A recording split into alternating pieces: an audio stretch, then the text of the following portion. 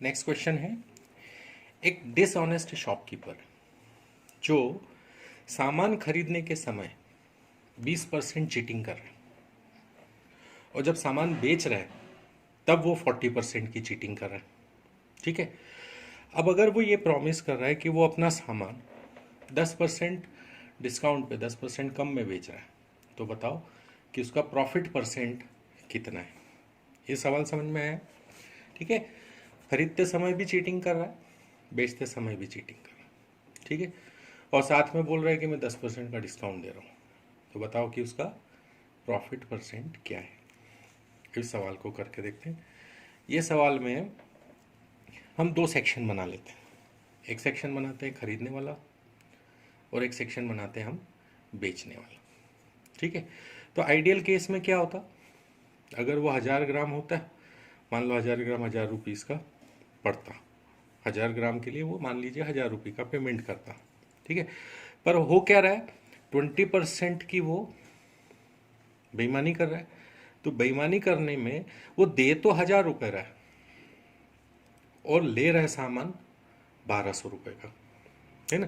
मतलब इसको इस तरीके से समझो कि अगर वो 1000 ग्राम के लिए 1000 रुपये का पेमेंट करना था उसको और उसने 20% की बेईमानी करी, तो एक पेमेंट तो उसने 1000 रुपये ही किया, लेकिन उसने सामान 1000 रुपये में 1200 रुपये का ले लिया। क्लियर हुआ ये चीज़? ये बाइंग के टाइम की बेईमानी हो गई। अब सेलिंग में आते हैं। सेलिंग में होना क्या था, 1000 रुपये के सामान 1000 ग्राम के लिए 1000 रुपये का पेमेंट उसको करना था। ठीक है, अब उसने बोला कि मैं 10% का डिस्काउंट दे रहा हूँ, मतलब उसको 1000 रुपये की जगह 10% डिस्काउंट में उसको मिल रहे हैं 900 रुपये। ठीक है, और इधर उसने क्या करा कि 1000 ग्राम में 40% की बेईमानी कर ली, यानी उसने 40% सामान कम लेस दिया कस्टमर को। तो उसने कितना दिया, 600 ग्राम, और लिए कितने उससे, 900 रुपये। ठीक है, ये इसका आउटपुट है eight the time of selling. अब चूंकि यहाँ पे हमको ना 1200 ग्राम मिल रहा है और यहाँ पे हमारे 600 ग्राम में आउटपुट आ रहा है, तो ये इसको भी दोनों यूनिट को सेम करने के लिए हम इसको डबल कर लेते हैं। 600 ग्राम की जगह हम 1200 ग्राम, यानी 1200 ग्राम खरीदा 1200 ग्राम बेचा, तो पता चल रहा है कि उसको कितने रुपए मिल रहे हैं यहाँ पे, 1800 रुपये। अब ट्रांजैक्शन के समय में होना क्या चाहिए था उसको कि 1000 ग्राम उसने सामान लिया है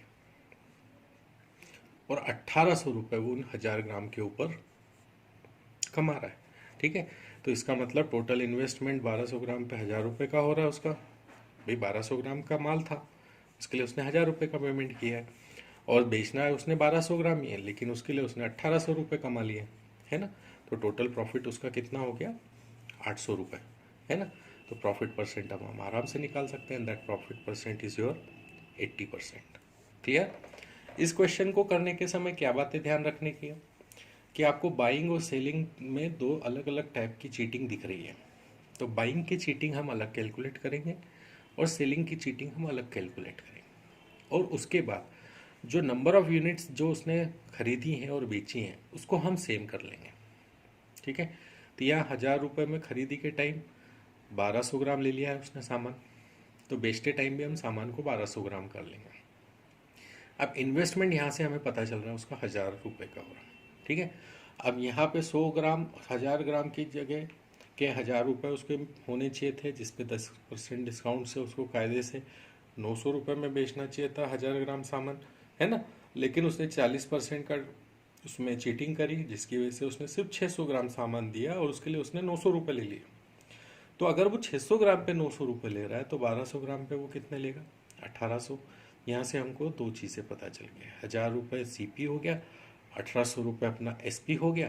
तो यहाँ से हमको उसका टोटल प्रॉफिट मिल गया, वो हो गया 800 रुपीज़ का। ठीक है, तो प्रॉफिट परसेंट यहाँ से 80% आ गया। क्लियर है ये क्वेश्चन? अब एक और क्वेश्चन इस टाइप का करके देखते हैं। ये क्वेश्चन क्या कह रहा है, ये क्वेश्चन कह रहा है कि a shopkeeper marks his goods 40% above CP। ठीक है, ये आपके हमको ये CP है, कॉस्ट प्राइस। ठीक है, ये मान लिया हमने 100 रुपये। ठीक है, तो 40% अबव CP मतलब कि वो मार्क किस पे कर रहा है, 140 रुपये पे। ठीक है, ये उसने मार्क प्राइस रखी है। ठीक है, and gives 25% discount to customer. तो 100 रुपये की चीज़ को 140 मार्क करके उसने उस पर 25% डिस्काउंट दे दिया। तो 25% हम निकाल सकते हैं, 140 का 25% जो है वो 35 रुपीज़ होता है। तो यहाँ पे सबसे पहले 140 का डिस्काउंट हमेशा मार्क्ड प्राइस पे निकाला जाता है, राइट। तो मार्क्ड प्राइस पे हमने 25% का डिस्काउंट दिया, दैट इज़ 35 रुपीज़, यानी 140 रुपये की चीज़ है वो कितने में दे रहा है, 105 रुपये में कस्टमर को, है ना। तो एक्चुअल उसने खरीदा था 100 रुपये में और बेचा उसने 105 रुपये में, यानी प्रॉफिट कितना हुआ उसका, 5%, है ना। 5% प्रॉफिट या 5 रुपीज़ का उसको प्रॉफिट हुआ, ठीक। अब क्या हो रहा है कि eight the time of selling he uses 800 grams wait instead of 1 kg। तो ये आइडियल केस हो गया। अब यहाँ पे सेलिंग की बात कर लेते हैं, ठीक। ये वो जो बोल रहा था वैसा होना ये चाहिए था। अब उसने करी बेईमानी, 100 रुपीज़ में 20% की बेईमानी करी, यानी 100 की जगह 80 रुपीज़ का इन्वेस्टमेंट किया उसने। अच्छा, प्रॉफिट तो पूरा कमा रहा है वो, है ना। तो 80 रुपीज़ के इन्वेस्टमेंट पे 105 रुपीज़ कमा रहा है वो, मतलब अब उसका प्रॉफिट कितना हो गया, 25 रुपीज़ का प्रॉफिट हो रहा है। क्लियर। तो अब 25 रुपीज़ का प्रॉफिट हो रहा है और सीपी उसका एक्चुअली सिर्फ 80 रुपीज़ का लग रहा है। तो यहाँ से हम प्रॉफिट निकाल सकते हैं, दैट इज़ 25/80 × 100 इज़ 31.25%, ठीक है। सो 31.25% will be your actual profit, ठीक। फिर से इसको शॉर्ट में अगर समझेंगे तो क्या हो रहा है, सीपी के 40% अबव मार्क कर रहा है, तो यहाँ से हमने 40% अबव मार्क कर लिया। फिर 25% का डिस्काउंट दे रहा है, तो यहाँ से हमने उसको 25% का डिस्काउंट दे दिया, ठीक है। अब 25% डिस्काउंट के बाद में हमने वो 25% डिस्काउंट निकाल लिया, सो वो हमारा 35 रुपीज़ का बन रहा है, ठीक है। 35 रुपीज़ हमने 140 में से कम कर दिए, 105 हो। यहाँ से हमको मिल गया एसपी जो उसकी जेब में एक्चुअली आ रहा है, ठीक है। लेकिन इन्वेस्टमेंट उसने बेईमानी की और 100 रुपये की बजाय 80 रुपये का इन्वेस्ट किया। तो उसका प्रॉफिट जहाँ 5 रुपये का उसको प्रॉफिट होना चाहिए था, वहाँ प्रॉफिट बढ़ के उसका हो गया 25 रुपये, ठीक है। और प्लस इन्वेस्टमेंट सिर्फ 80 रुपीज़ का हो गया, है ना। तो एसपी प्रॉफिट हो रहा है 25 रुपये का, जो यहाँ पे निकाला हुआ है, ठीक है। ये 25 रुपये का प्रॉफिट हो रहा है, कॉस्ट प्राइस हमारी 80 रुपीज़ हो रही, इसको डिवाइड किया, प्रॉफिट आ गया, दैट एक्चुअली इज 31.25%, ठीक है। नेक्स्ट क्वेश्चन देख रहे हैं। अब ये क्वेश्चन क्या कह रहा है, ये कह रहा है कि शॉपकीपर ने उसके सामान को 20% ऊपर मार्क करा है कॉस्ट प्राइस से। ये कॉस्ट प्राइस है, यहाँ से मार्क प्राइस को उसने 20%,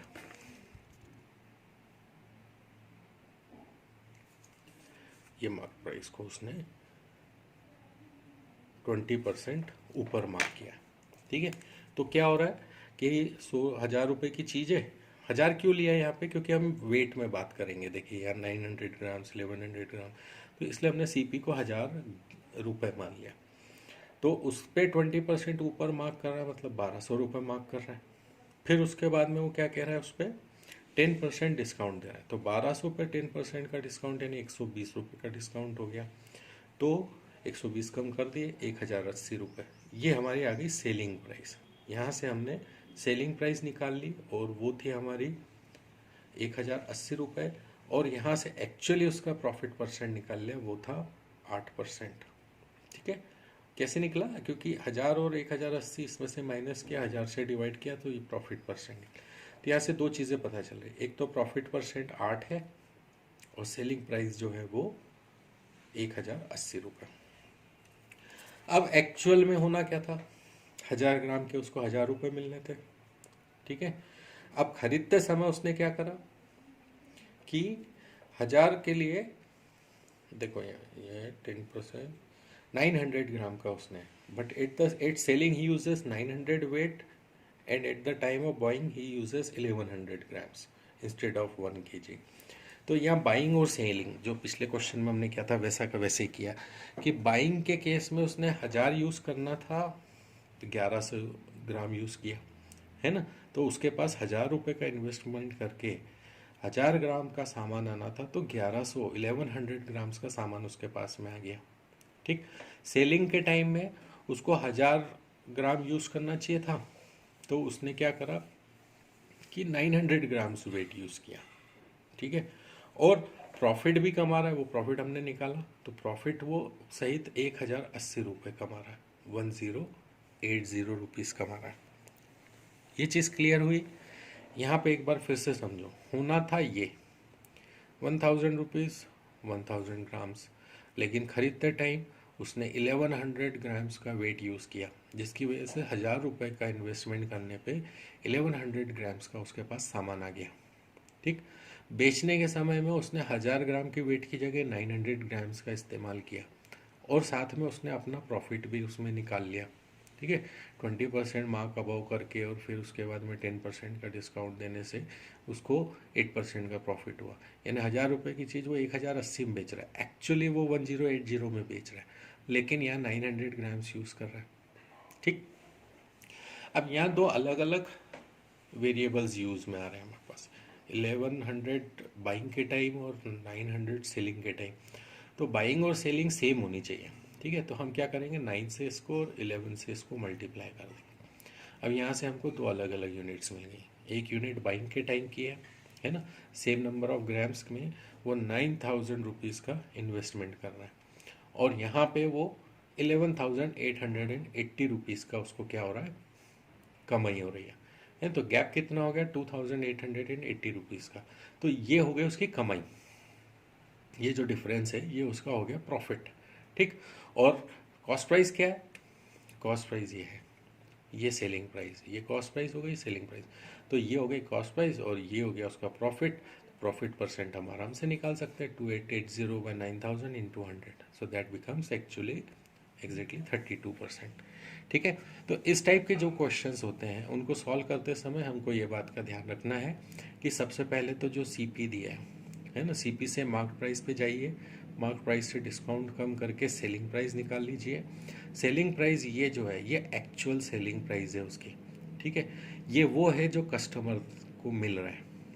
लेकिन अंदर ही अंदर जो बेईमानी कर रहा है वो ये हो रही है कि 1000 रुपये खरीदते समय जब उसने सामान खरीदा तो 1000 रुपये दे के उसने 1100 रुपये का सामान ले लिया, पर बेचते टाइम 1000 रुपये विथ प्रॉफिट 8% प्रॉफिट सामान देने में 900 ग्राम यूज़ कर लिया।